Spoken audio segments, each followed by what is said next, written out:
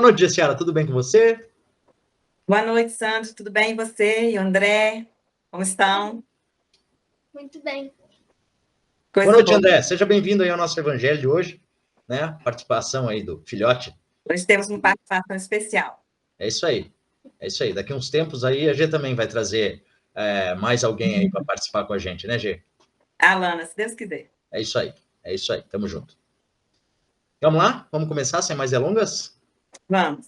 Então vamos lá. Eu convido a todos então a fechar levemente seus olhos, se preocupar apenas com a respiração nesse momento.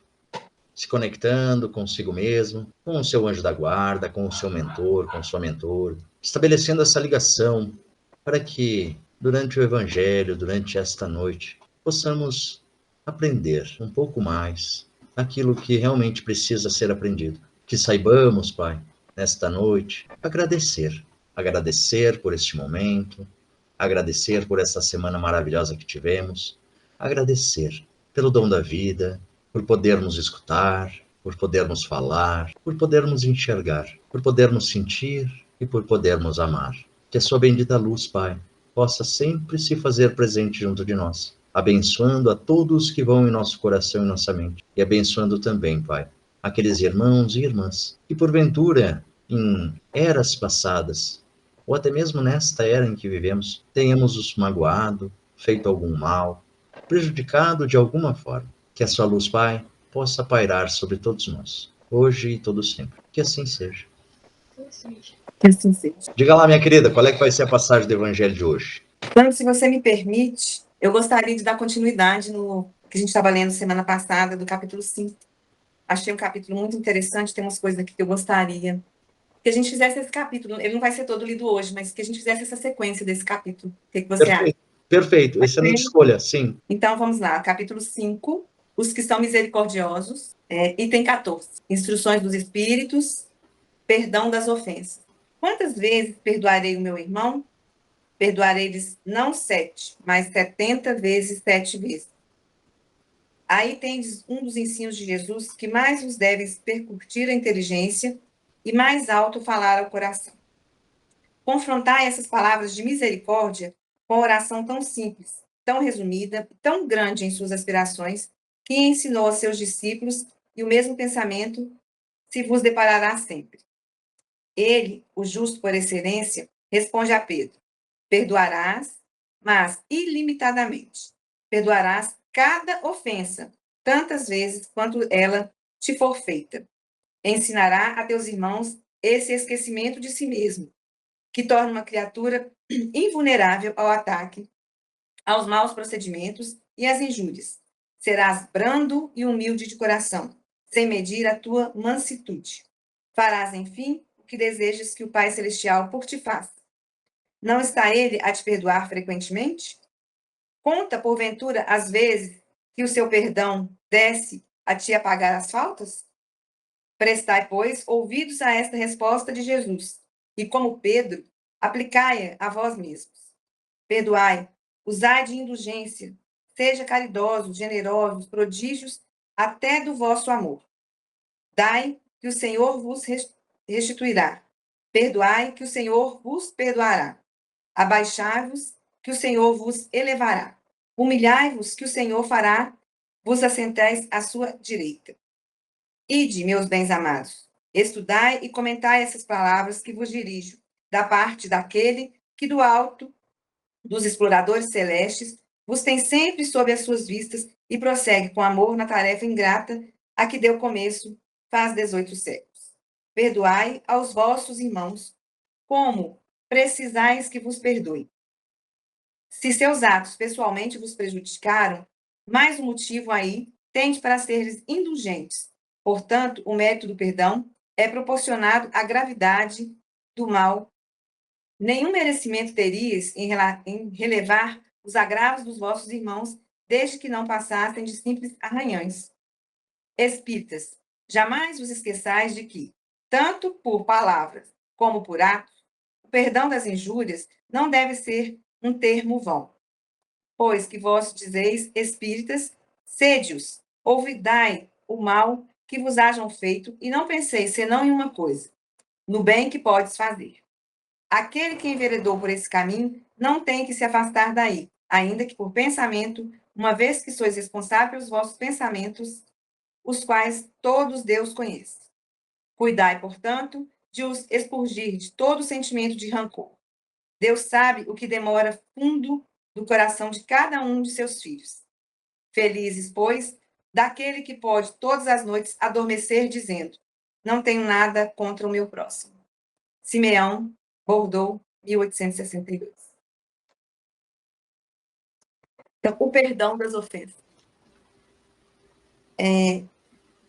Nós ainda temos muita dificuldade, né, de perdoar as pessoas. Guardamos muita mágoa, muito rancor, ficamos murmurando, ruminando aqueles pensamentos, aqueles sentimentos ruins que brotam no nosso coração a partir de uma falta que nos é direcionada, seja ela intencional ou não. Mas devemos fazer uma análise muito profunda, principalmente dos nossos atos, das nossas palavras, né? Porque muitas vezes a gente magoa, até mesmo sem perceber. Torna-se uma coisa tão natural para a gente, que às vezes a gente normaliza coisas que não são normais.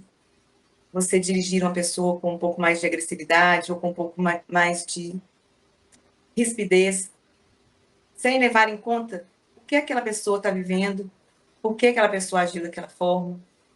Então, muitas vezes a gente age no impulso e ofende e é ofendido, mas esquecemos das ofensas que fazemos e guardamos só aquele pedaço que nos atingiu, né? Então, devemos lembrar que os nossos atos, palavras, são como bumerangue, eles vão e voltam. E tem uma coisa que eu lembrei aqui agora, que o Ricardo Melo fala sobre a mão suja de lama, né? Quando você joga a lama em alguém, a lama vai sujar aquele alguém, mas a sua mão foi suja primeiro. Então, não seja a sua mão a sujar de lama. E eu faço um adendo ainda nessa parte com relação ao que está aí na passagem, né? Você falou que a palavra, né, e a ação são responsabilidade nossa. E também os nossos pensamentos, né? Porque quando tu manipula os teus pensamentos, quando tu entra numa conversa mental, né, que aí entra o teu ego junto com todas as situações que aconteceram e que provocaram aquelas ofensas, tanto da nossa parte para com o outro, quanto o outro para conosco, né? Quando a gente faz essa ruminação, como tu disse bem, a gente fica ruminando os pensamentos, tá? Isso aí é uma coisa que a gente tem que entender que também faz parte do nosso controle, certo? Porque o pensamento vem antes da ação. Então, se nós conseguirmos manipular melhor os nossos pensamentos, cuidar melhor dos nossos pensamentos, talvez a carga de impulsividade que a gente vá inferir contra alguém seja com uma menor quantidade, entende? Então, a partir do momento em que eu consigo fazer esse controle desse meu pensamento naquela situação, que muitas vezes pode ser corriqueira, pode ser no dia a dia, né? Uma coisa que aconteceu entre pai e filho, né? Ali naquele dia, pode causar uma ruptura, sabe? E talvez nesse momento possa não estar fazendo mal, parece que não está fazendo mal, mas a gente não sabe lá no futuro como é que vai ser. Se essa gotinha de uma rusga não foi o suficiente para abrir uma fissura grande, entende? Cuidar, então, com aquilo que a gente pensa para que quando a gente agir de forma mais coerente. E eu gostaria também de salientar uma coisa que o Rossandro Klinge fala bastante sobre o perdão, tá? Perdoar não é esquecer. Perdoar não é ser conivente com o mal. E perdoar é, na verdade, um exercício de aceitação. Aceitar que nós não temos condições e maturidade para enfrentar aquela situação naquele momento. Faz sentido? Muito. Eu acho que o maior desafio da gente quando você coloca o exemplo de pai e filho, o maior desafio está dentro da nossa casa, né, do nosso lar, com as pessoas que estão ali, que elas são as que mais nos ensinam e que mais nos desafiam. Mas a gente tem que lembrar que elas foram, entre aspas, plantadas ali não por acaso, que nós estamos cercados das pessoas que nós precisamos para o nosso crescimento espiritual, para o nosso despertar, para o nosso aprimoramento enquanto ser. E é muito bonito quando a gente passa a estudar o espiritismo e ver dessa forma, né? Porque antes eu pelo menos tinha uma visão muito diferente. Uhum. Então, os estudos da palavra, essa proximidade que ela nos traz com Deus, como ela vai realmente tocando o nosso coração, como ela vai amansando. Muitas vezes eu ajo muito por impulso, muito, mas agora quando eu ajo, pelo menos eu paro e falo assim, peraí, não é assim não. A gente desacelera um tiquinho o carro, volta atrás, pede desculpa, coisas que antes a gente achava um absurdo, quem tem que pedir desculpa não sou eu. Exato. Hoje eu peço muita desculpa, e eu gosto, me faz bem pedir desculpa, me alivia. Antes, o que me aliviava era devolver a ofensa. Quantas vezes eu perdia noites pensando, minando, ensaiando o discurso que eu ia ter quando eu encontrasse novamente a pessoa, porque eu tinha que descontar, né? E eu acho que a gente faz muito isso. É do ser humano, faz parte da nossa humanidade. Sim, faz parte da nossa sobrevivência como comunidade, sabe? É a disputa do poder eterno. A gente precisa sempre estar sempre se sobrepondo ao outro, sabe? A humanidade ainda não chegou na fase em que todos estamos no mesmo patamar e a gente caminhando junto, todo mundo junto, certo? A gente avança muito mais rápido do que um querendo brigar com o outro, disputar poder, disputar autoridade, sabe? Eu trago o exemplo do filho, não é porque o André está aqui, é porque é a minha vivência, sabe? Sim. Entre pais separados, o que acontece? É uma disputa pela atenção do filho. É usado o filho também para, muitas vezes, ser uma ferramenta de troca, ser uma forma de manipulação, entende? De manipular situações. Se nós não estivermos embasados nessa espiritualização que a gente tem, nesse contato com Deus, né? Independente da religião, nós escolhemos ser espíritas, né? Então, é mais tranquilo, é mais fácil de a gente passar por essas dificuldades, essa jornada que a gente tem, sabendo que tudo isso é passageiro e está sendo colocado na nossa vida por um propósito maior. É um propósito muito maior. A gente está treinando aqui quanto ser humano, né? Nós recém saímos da animalidade. É um trabalho que a gente tem que fazer com o ego, né? Dominar o nosso orgulho, porque muitas vezes nós deixamos que o orgulho sobressaia, né? Uhum. E também aprendemos uma frase que muitos de nós colocam leva assim a ferro e fogo, que é eu não levo desaforo para casa. Uhum. E isso é a pior coisa, porque você não levar desaforo para casa, você às vezes provoca um desaforo muito maior e muito desnecessário. E é aquilo que poderia ser uma coisa simples de resolver, toma proporções bem maiores e acaba, às vezes, comprometendo e fazendo com que depois se... Então, mas a gente está evoluindo, é um processo, é começar a refletir quanto a isso, começar a colocar em prática outras coisas que nos fazem bem, é vivenciar, aceitar que, não, se eu ficar brigada, assim, se eu ficar com essa coisa me remoendo, ela está machucando primeiro a mim, então, o perdão não é para o outro, o perdão é para mim, o perdão te liberta. E muitas vezes a gente remói muitos anos, né, dores, por muito tempo, nos tornamos prisioneiros dessa condição. E isso compromete muito o nosso caminhar. Verdade. Uma reflexão muito preciosa para que façamos.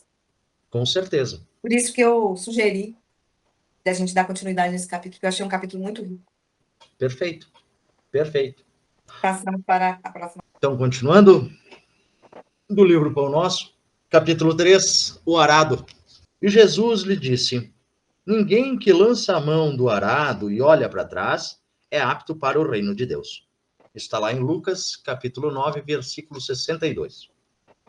Aqui vemos Jesus utilizar na edificação do reino divino um dos mais belos símbolos. Efetivamente, se desejasse, o mestre criaria outras imagens. Poderia reportar-se às leis do mundo, aos deveres sociais, aos textos da profecia, mas prefere fixar o ensinamento em bases mais simples. O arado é aparelho de todos os tempos. É pesado, demanda esforço de colaboração entre o homem e a máquina. Provoca suor e cuidado. E, sobretudo, fere a terra para que produza. Constrói o berço das sementeiras, e à sua passagem, o terreno cede para que a chuva, o sol e os adubos sejam convenientemente aproveitados. É necessário, pois, que o discípulo sincero tome lições com o divino cultivador, abraçando-se ao arado da responsabilidade, na luta edificante, sem dele retirar as mãos de modo a evitar prejuízos graves a terra de si mesmo. Meditemos nas oportunidades perdidas, nas chuvas de misericórdia que caíram sobre nós e que se foram sem qualquer aproveitamento para o nosso espírito. No sol de amor que nos vem vivificando há muitos milênios, nos adubos preciosos que temos recusado por preferirmos a ociosidade e a indiferença. Examinemos tudo isso e reflitamos no símbolo de Jesus. Um arado promete serviço, disciplina, aflição e cansaço. No entanto, não se deve esquecer de que depois dele chegam a semeadura e colheitas, pães no prato e celeiros guarnecidos. Então, sem esforço, sem realmente botar a mão no evangelho e seguir ele como sendo o nosso arado, sem abrir mão da presença dele na nossa vida, não haveria significado para desenvolver a nós mesmos nessa jornada da vida. O arado que ele fala aqui são todas as ferramentas que a gente tem à nossa disposição para facilitar e para trabalhar a nossa vida. Nosso orgulho, como tu disseste antes, na passagem anterior, né, Gê? O egoísmo, trabalhar o nosso pensamento, tudo isso é o arado. Segurar a nossa língua dentro da boca, para que ela não solte o veneno que normalmente escorre quando a gente está com o coração carregado de mágoa e de tá adoecido. Tudo bem casadinho, né? O texto anterior com o texto de agora, perdoar uma das funções do arado. E seria colocar os ensinamentos na prática, né? Como nós lemos em tratamentos anteriores, nós colocamos sobre isso. Os nossos pensamentos, os ensinamentos que a gente está aprendendo, o conhecimento que nós estamos adquirindo, porque saber e não fazer é a mesma coisa que não saber, né? Então, colocar em prática, mesmo que a passos lentos, porque muitas vezes a gente ainda não consegue colocar na prática, mas prestando atenção de como a gente está agindo, o que a gente pode fazer para melhorar, como que a gente pode atuar na nossa vida para ser exemplo para os que nos rodeiam, né? Então, agir de forma correta, agir de forma íntegra, agir de forma... procurar ser mais manso de coração,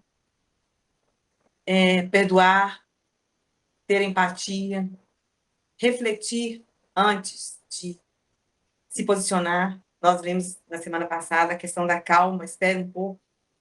Teríamos que esperar um pouco mais para falar, um pouco mais para colocar, que a gente se posicionar, a gente faz com mais leveza, com mais critério, né?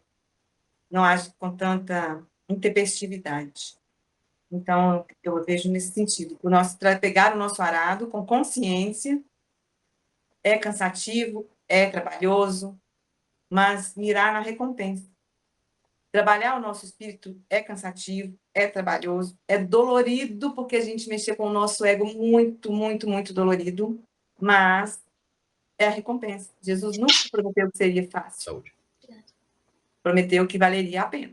Com certeza, com certeza. Isso é a fé, né? Isso é a fé, aquela que a gente falou lá há 2 tratamentos atrás, né? A fé... Os tratamentos estão sendo bem complementares, né? Aham. Sendo bem complementares. E isso é bacana, porque a gente vai desenvolvendo uma linha de raciocínio e vai dando continuidade a ela.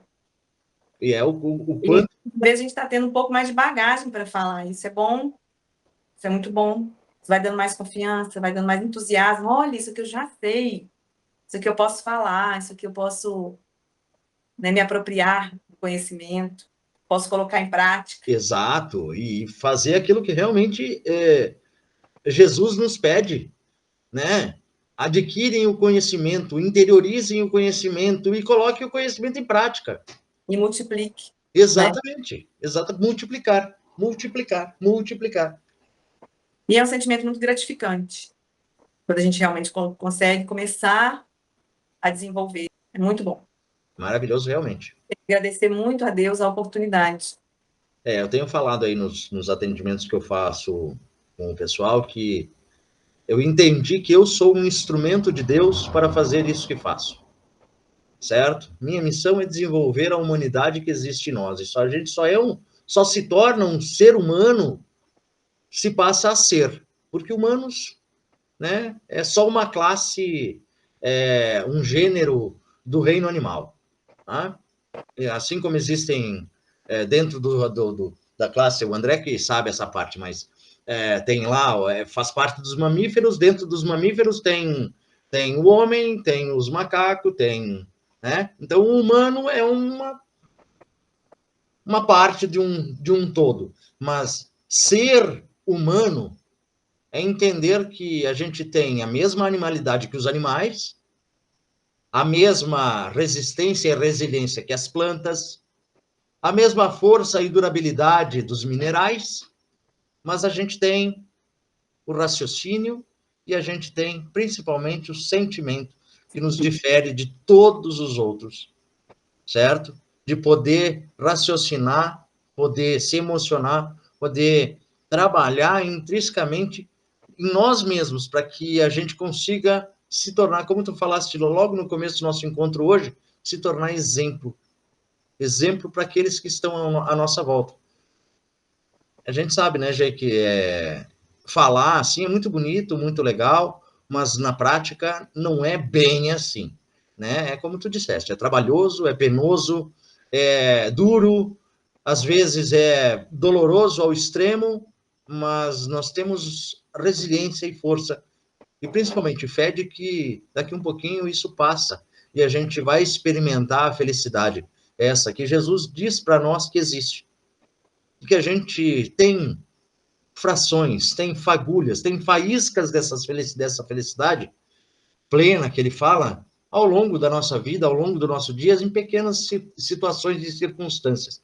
Se a gente conseguisse juntar todas essas num potinho, nós teríamos um potinho de felicidade que estaria assim, ai, coisa boa, que maravilha, tudo mais. Vale a pena todo o trabalho, vale a pena agarrar o arado e seguir adiante. Vamos lá, então, para a prece final. Tá bom? Ouço e obedeço. Vai ter minha mãe, né? Eu preciso Sim, olhar. com certeza, vamos lá. Vamos lá. Então vamos lá, vamos fechar levemente os nossos olhos, aproveitar que o nosso pensamento, o nosso coração está em Deus, está em Cristo. E vamos pedir a Deus, aos nossos mentores, anjos guardiões, a proteção e o amparo para todos os irmãos e irmãs que estão em nossa mente e nossos pensamentos. Hoje, Pai, venho até Ti e lhe peço encarecidamente que derrame as suas bênçãos de saúde, de amor e de paz no lar dos pais da Gessiara, onde ela se encontra nesse momento. Abasteça, Senhor, este lar com sua luz de saúde, de paz, de alegria. Abençoe também, Senhor, a todos os lares das pessoas que nos acompanham na noite de hoje.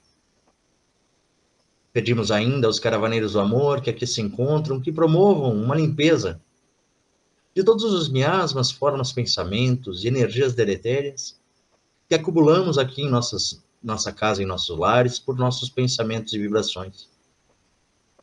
Se porventura o nosso lar tiver a presença de algum irmão ou irmã que também foram atraídos por essas energias, que eles possam ser acolhidos e amparados, e levados a algum posto de socorro, e lá receberem todo o cuidado e carinho que lhes são merecedores.